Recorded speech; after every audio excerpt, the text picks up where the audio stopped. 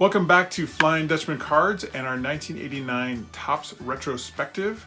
Today we're going to be looking at the All-Star subset, and my brother Doug is going to be joining me, and we'll be looking at the designs of these 22 cards, 11 per league, and we'll see who wins. Is it the American League or National League? So be thinking about that as you look through, and at the end, post who you thought is a better All-Star team. So let's jump on in. All right, we are here with the All-Star subset. How about you kick us off? What are some of your thoughts on this? I feel like this, I mean, these are the ones that when you got them in a pack, you knew immediately that was an all-star. Like if you just kind of saw like a corner of a thing, you got kind of your heart started beating because you're like, oh, I got an all-star, because it's just very distinctive. With the the blue kind of inset for the National League and the red inset for the American League, so you knew that. I just love these ones. Like these are, I feel like this makes me think about like this is very iconic for this set. You know, I mean, just the red, white, and blue, like for the National League, it's just like it ties it all in.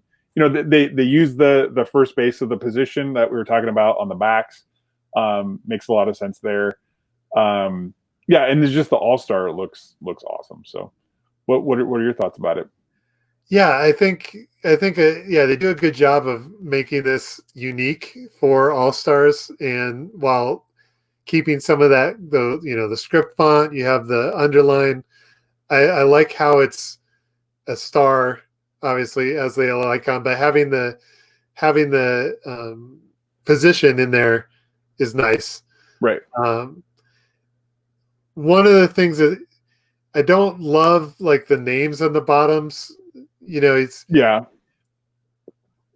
just kind of a nitpicky thing, but it's not as nice as having a ribbon, or even if you had, I mean, one idea you could have the yellow kind of border on these, get a little thicker at the bottom, and then have the name within that.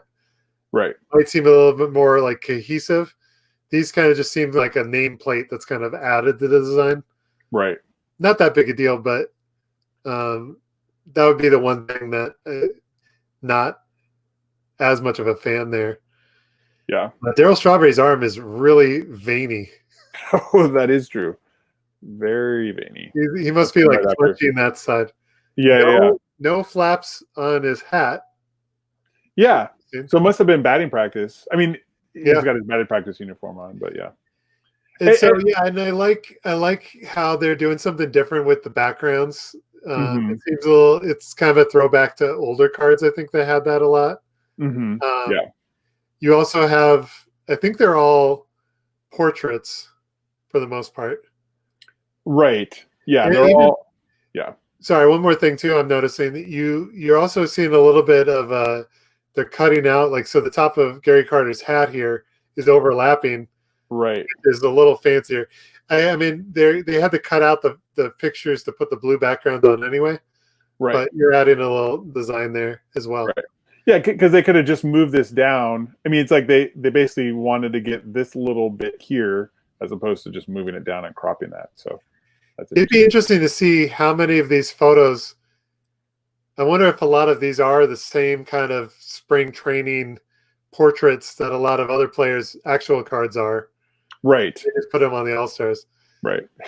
This Danny one Jackson stretching is a missed opportunity. Like, it's like a side profile of a stretch. Like, yeah. I feel like while I don't love like all the like, let's say if we'll go through all the different types, but like there's the candid and then the posed and then the action shot. I always prefer the action shot, then probably the posed, right, then the candid. And this is probably like a good example of like where the candid goes wrong. Like, right. Yeah, cool. He's stretching, but he's an all-star. Like, right. Even if he's just like holding his bat, I feel like it would look like he's an actual ball player, not like he could be a coach. Right. Yeah. Or he could be the trainer. Yes. he could be a fan at this point. I mean, he has stirrups on. That would be the only thing that really give him away. But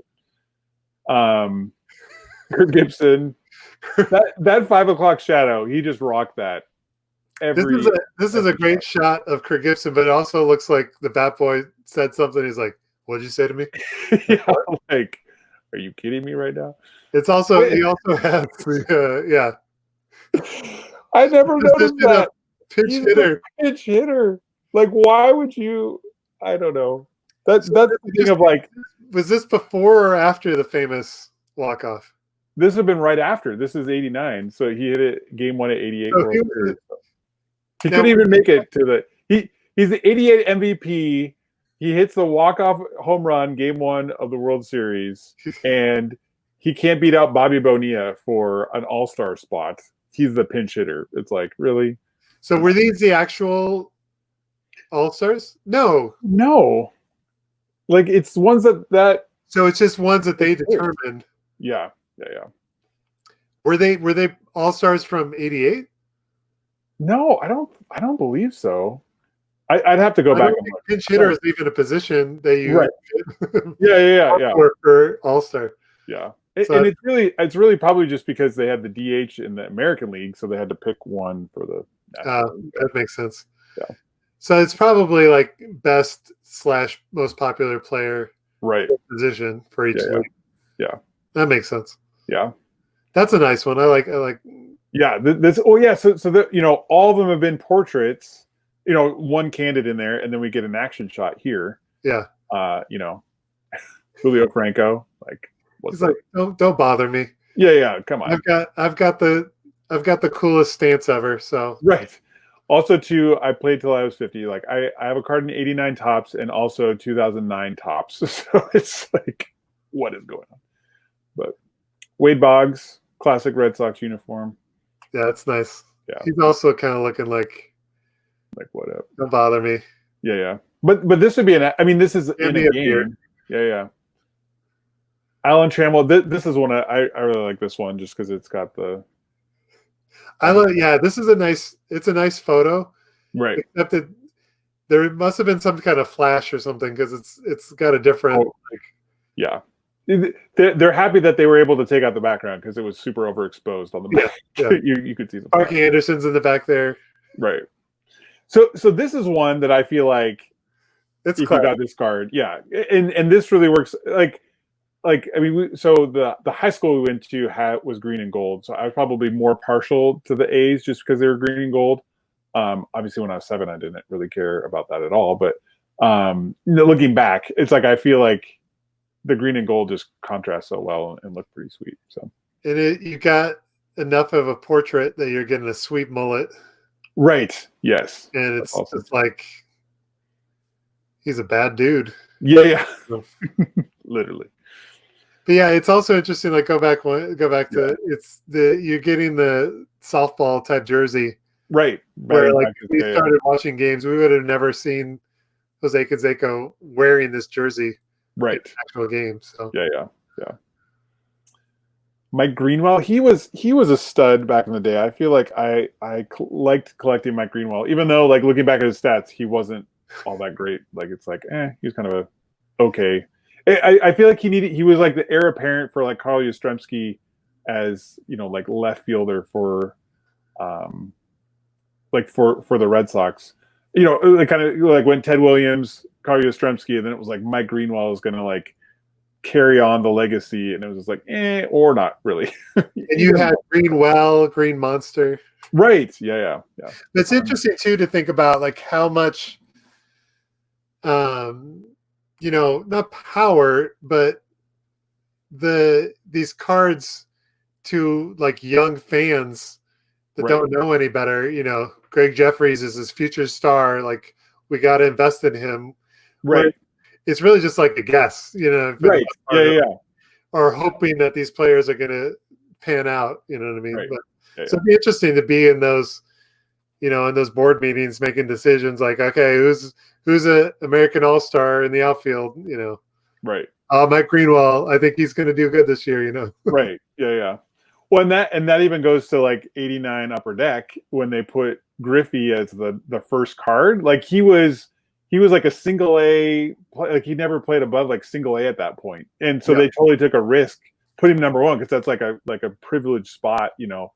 And Topps this year didn't even include Griffey, which was a huge miss. Like 89 Upper Deck. I mean, we could do a whole series on 89 Upper Deck of like how that just blew up, you know. And then it's like you're going through these cards and I got a Mike Greenwell. It's like I want to rather much have a Griffey. So Kirby Puckett looking a little sleepy there. It's funny, his 34 is upside down on his bat. No one thought to be like, hey, let's put that over. Not unlike another 89 Fleer card that we won't mention from Billy Ripken. Bob Boone. Who remembers good old Bob Boone? His looks like such a manager card. It looks like It looks like an ad card. Yeah. And it's like I don't know who I would have picked for the AL catcher, but it's like Bob Boone. Dave Valley, of course. Yeah, Dave Valley. That Angels logo is large. Yes. It almost looks like too he's wearing like a trucker hat. Like it doesn't even look like it looks like a fan hat. I like all of these like softball tops. I don't think I've seen one where I wanted like I'd wear that. Yeah, with the huge stripes. Yeah. I feel like everybody. It's also kind of like standard. Like I wonder if one manufacturer made them all so that they're all. Yeah, very. I'm sure there's a UniWatch blog about this. Right. Yeah. But there should be. Yeah. So Bob Boone, father of Aaron and Brett Boone, former Mariner stud. Roger Clemens, right-handed pitcher. I don't remember. What's that? Pre-roids. Pre-roids, yep. Pre-pissing off everyone. Pitcher, that's interesting. Yeah. Who was for the National League? Or Hershiser. Yeah. Frank Viola, he was a stud. I remember 87 World Series, but he was for the Twins, but he was awesome as well in this time frame. And then our last one, I think it's Dave Winfield. So he's the DH. Kirk Gibson's the pinch hitter. The pinch hitter. He can't play every day, so right. It's like meh. So. Nice. Yeah, so this is a nice subset. Probably one of the nicer ones. Yeah. I think I like the record breaker ones design wise, but you're right that these ones are definitely like if you got this in a pack, you're like, yeah. These are also the most like popular players players you're collecting and stuff. So right. Yeah. So now, what do you think? Who won, the American League or the National League? Post a comment of which one you think either looks better, has the better players, whatever criteria you want to come up with. Maybe Danny Jackson swayed it for you, and just him stretching makes the National League the winner. So let us know what you think. And next up, we're going to be looking at the Turn Back the Clock cards. And so stay tuned for that episode. And thanks for watching today, and we'll see you next time.